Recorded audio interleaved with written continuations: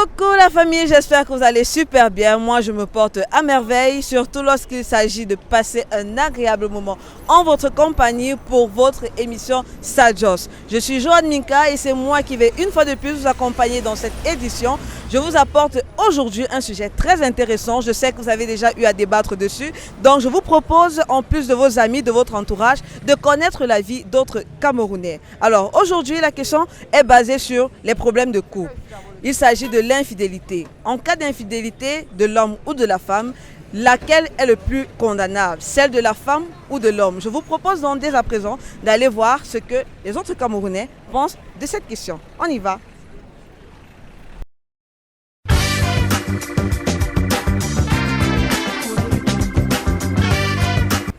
Bonjour monsieur. Bonjour, Comment on vous appelle? Charles. Ok Charles, j'ai une question pour vous. D'après vous, est-ce que l'infidélité de la femme est plus condamnable que celle de l'homme ou c'est l'inverse? Bon, pour moi, mon avis, c'est que quand on est dans une société, on doit traiter les deux comme de façon équitable. C'est-à-dire, il n'y a pas une infidélité qui dépasse l'autre. Donc, si la loi devait appliquer une sanction pour l'homme, ça devait être aussi pareil pour la femme. Bon, maintenant, au niveau un peu personnel, si toi tu trompes ta copine et qu'elle décide de se venger, j'arrête de te dire ok, tu m'as trompé, moi aussi je te trompe, ça va pas te déranger? Bon, ça va me déranger, mais bon, c'est moi qui ai commis le premier tort. Donc, je ne vais pas je vais pas lui en vouloir pour s'être vengé. Mais bon, après, je pense pas qu'on se mettra ensemble après ça. C'est pas comme si être trompé quelqu'un, c'est comme casser une pare-brise qu'on peut remplacer.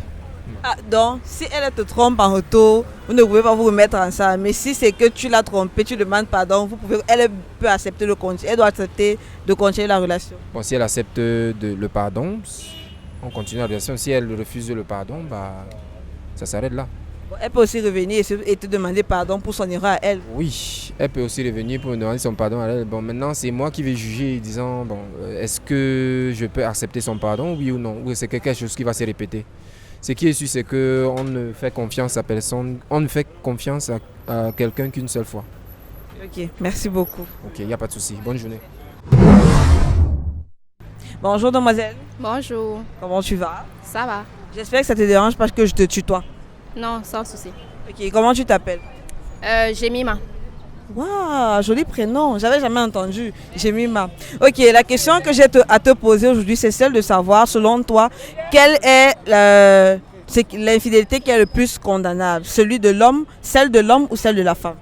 Bon, je pense que les deux sont condamnables au même pied d'égalité, hein. Mais bon, selon la société demande, en fait, exige que l'infidélité de la femme soit plus condamnable que celle de l'homme. Ça, c'est le regard social. Mais selon moi, les deux sont condamnables au même niveau. Voilà, aussi simple que ça, merci. De rien. Bonjour monsieur. Bonjour madame. Comment vous allez? Très bien. On vous appelle comment? Fred. Ok Fred, j'ai une question pour vous. D'après vous, l'infidélité de la femme est la plus condamnable ou bien c'est celle de l'homme qui est la plus condamnable? Votre question a déjà peut-être sa réponse. Mais dans tous les deux cas, on est là dans le domaine du péché, par exemple, si on peut dire ainsi. Mais si nous entrons dans notre tradition à nous, on va voir que généralement c'est l'infidélité de la femme qui est la plus condamnable. Dans notre tradition bantou, je veux dire. L'infidélité de la femme est la plus condamnable. Mais ce n'est pas encouragé dans tous les cas. L'infidélité n'est pas une chose à encourager. Ok, vous allez dans le sens des traditions bantoues. Mais maintenant, si on va dans le cadre de la société actuelle avec tout ce qui se passe, vous pensez quoi? Avec la modernité, les choses évoluent. Ça, c'est déjà la première chose. Et dans tous les deux cas, si on dit modernité, nécessairement, on va dire des affaires de justice où l'infidélité peut conduire au divorce, et ainsi de suite. Et dans ce cas-là, les deux types d'infidélité seront condamnables, ça c'est clair. Mais je revois toujours l'aspect traditionnel là. Sinon, comment expliquez-vous donc la polygamie? La polygamie signifie qu'en fait, généralement, l'homme est fait pour avoir plusieurs femmes. Chez nous, par exemple. Et donc, l'infidélité de l'homme est encore acceptable. Mais la femme, comme il n'y a pas encore de polyandrie, la polyandrie c'est quand la femme a plusieurs... Voilà, justement, la polyandrie n'existe pas encore chez nous. Et donc, nécessairement, l'infidélité de la femme sera la plus condamnée. Mais si on va dans votre sens, si un homme veut plusieurs femmes, il n'a qu'à signer un régime polygamique. Si c'est un régime monogamique, ça veut dire qu'il choisit d'avoir une seule femme dont l'infidélité n'est plus valable. D'accord, mais j'ai assisté à un mariage un jour, madame, où, au niveau du régime matrimonial, c'était une femme qui officiait déjà, l'officier d'état civil, c'était une femme. Elle a posé la question au sujet du régime matrimonial. Elle a dit à l'homme que la question ne s'adresse pas à toi, mais plutôt à la femme. Que c'est la femme qui va choisir le régime. Et donc, nécessairement, la femme a choisi la monogamie. Mais, représentez-vous en tant que si c'était l'homme qui devait choisir, il devait dire la polygamie. Et donc, généralement, le régime, les gens acceptent le régime monogamie. Mais dehors, ils ont ce qu'on appelle les deuxièmes bureaux. Bon, ça dépend de chacun. Ça dépend de chacun. Et donc, ça dépend des moyens, de la force physique même de chacun. Donc, il faut se sentir, comme ça se dit au quartier, pour s'engager dans de tels projets. D'accord, merci beaucoup, monsieur. C'est moi qui vous remercie, madame.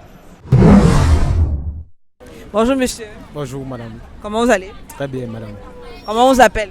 Monsieur Tchapchet Passé Eman. Pardon? Monsieur Tchapchet. Oui, le prénom, je préfère le prénom. Eman, madame. Voilà. C'est mieux, Eman. Il ne faut pas que je gâte ton nom, je prononce un genre là. Ok, je peux te tutoyer, j'espère que ça ne dérange pas. Ça ne dérange pas, mademoiselle. D'accord. Alors, aujourd'hui, j'ai une question pour toi.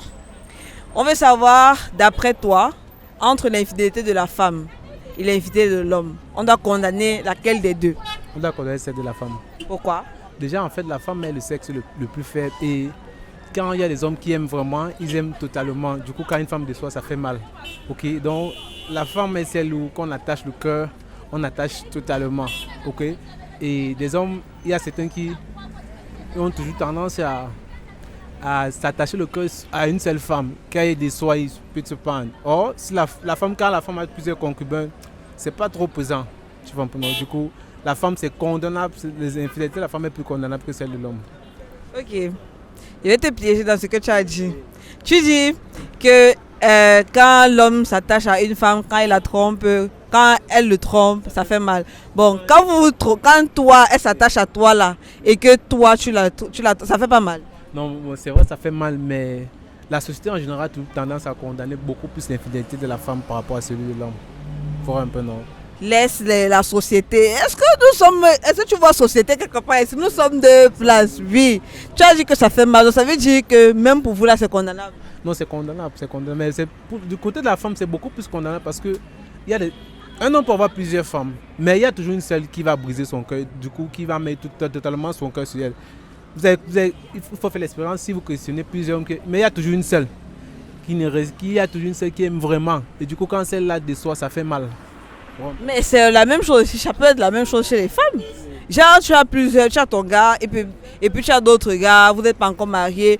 Et puis c'est lui qui est là, lui, mais tu as d'autres gars. C'est parce qu'elle aussi, elle veut peut-être se préparer que si toi tu l'endèmes, elle va gérer chez l'autre. Donc je vois que dans les deux sens, c'est tout valable. Évidemment, madame. Ah, maintenant tu l'as payé, elle a dit, tu l'as vu d'argument. Tu vois que si on va dans ton sens, je te piège. Effectivement. Donc je t'ai eu. On peut dire. Ok, merci beaucoup pour ton avis. Merci. Mais bonne journée à vous. Bonjour monsieur. Bonjour madame. Comment vous appelez? Gilbert. Gilbert, ok, enchanté Gilbert. Je peux te tutoyer? Normalement. Ok. Non, il y a des gens qui refusent, il faut d'abord demander la permission. Ok, Gilbert, j'ai une question pour toi. Tu penses que l'infidélité de la femme est la plus condamnable ou bien c'est l'infidélité de l'homme qui est la plus condamnable? Bon, en abordant la question de l'infidélité, il faut d'abord connaître que la société est structurée de telle manière que chaque genre a un rôle spécial à jouer. Dans les sociétés africaines, dites traditionnelles, la femme est souvent considérée comme inférieure à l'homme. Cela dit, l'infidélité chez l'homme a un caractère normal, c'est normatif dans nos sociétés africaines. Maintenant, quand une femme va voir ailleurs, c'est-à-dire hors du ménage, ça peut créer des tensions qui peuvent aller même jusqu'à la répudiation de la femme. Ça, c'est sur le plan traditionnel. Oui. Et maintenant, si il faut maintenant analyser, pousser plus loin la réflexion, je dirais que le genre, le sexe, c'est quelque chose qui se construit. Ça veut dire quoi? Ça veut dire que l'homme et la femme à la base n'ont pas de différence pour dire que l'acte posé par l'homme est moins dramatique que l'acte posé par la femme. Maintenant, le souci repose sur la société d'appartenance. Car on connaît très bien les sociétés qui encouragent les régimes où la femme peut avoir plusieurs partenaires. Et si on regarde un peu en Occident, il y a ce que les Français ont développé en appelant les échangistes, où le rapport sexuel, la vie sexuelle devient atteint un degré où ce n'est plus seulement des considérations. Oui, c'est en fait ce que je veux dire. Donc, l'acte de trahison réside beaucoup plus dans la mentalité qui n'est pas individuelle, la mentalité sociale, c'est que la société reconnaît comme normal ou anormal.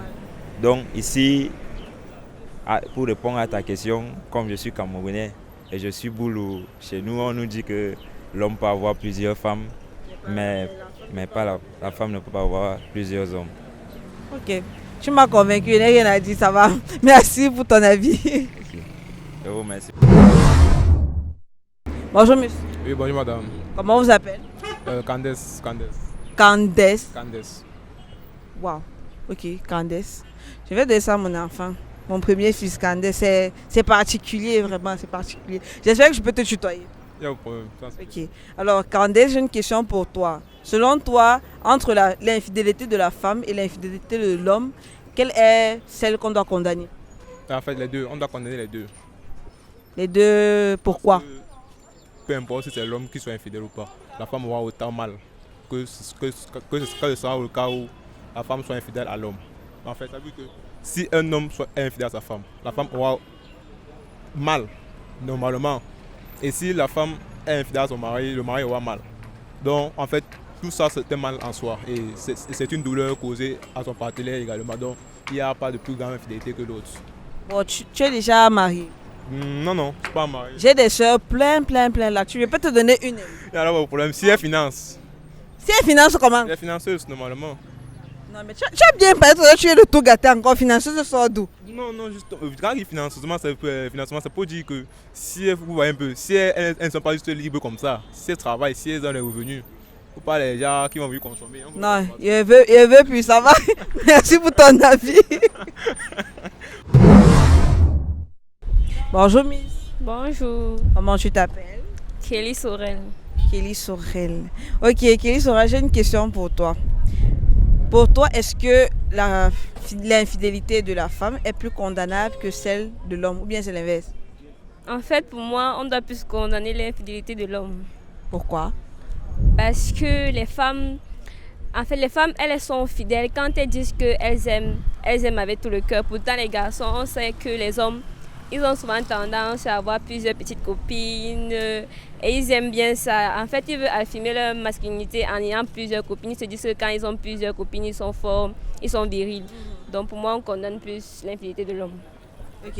Donc en fait, pour toi, c'est pas que l'infidélité de l'homme est plus grave ou bien l'infidélité de la femme. C'est juste que comme les hommes sont méchants, on les condamne, c'est tout. C'est tout, oui. Parce qu'ils sont méchants. En fait, on les regroupe une fois à l'intérieur. On globalise une fois en général. Puisqu'ils sont comme ça, là, on en déduit que c'est leur nature. Et on les punit comme ça? Oui. Ok, merci.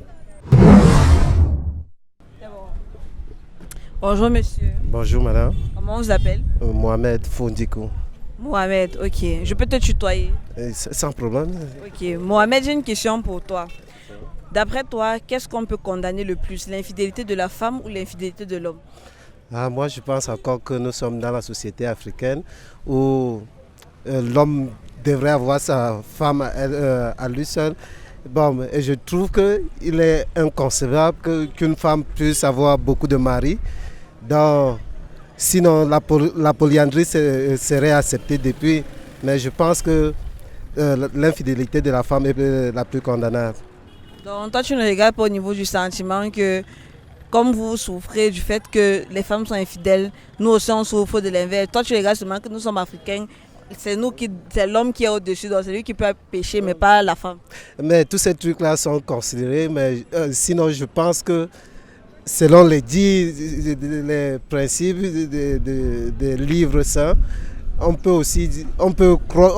aussi voir la chose que l'infidélité de la femme est plutôt mortelle. Aïe! Selon la Bible que nous tous on lit là. Non, là-bas c'est que le péché, le salaire du péché c'est la mort. Ouais. Donc que ce soit la femme ou l'homme, c'est tout la mort. Ouais, je sais, le péché est partagé, mais sinon considérons que celle de la femme est... Toi tu veux seulement que tout le tour de la femme là, que c'est pour la femme là qui est plus grave. Oui. Évitons les débats, de trop discuter. Évitons de débattre et de penser à la mondialisation, c'est un fait.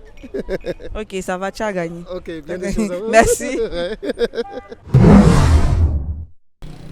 Voilà les amis, c'est tout pour cette édition de Sadjo. J'espère que vous avez passé un super moment. En tout cas, moi, j'ai bien aimé, j'ai bien rigolé en écoutant les avis des uns et des autres. Je pense que vous avez votre point de vue. Pour moi, que ce soit la femme ou l'homme, l'infidélité est condamnable parce que ça fait du mal à son prochain. Donc, on va se donner rendez-vous pour la prochaine édition. Mais avant, je vous rappelle que vous avez la possibilité de regarder cette émission sur YouTube. Il vous suffit de taper RCG TV. Vous aurez la possibilité de regarder encore et encore. N'oubliez pas de vous abonner pour avoir les notifications et aussi de partager et de liker. Vous pouvez nous retrouver aussi sur Facebook, sur Instagram. Il vous suffit de taper RCG TV. Merci de nous avoir regardés. On se dit à la prochaine et surtout, passez un excellent week-end. Bye bye.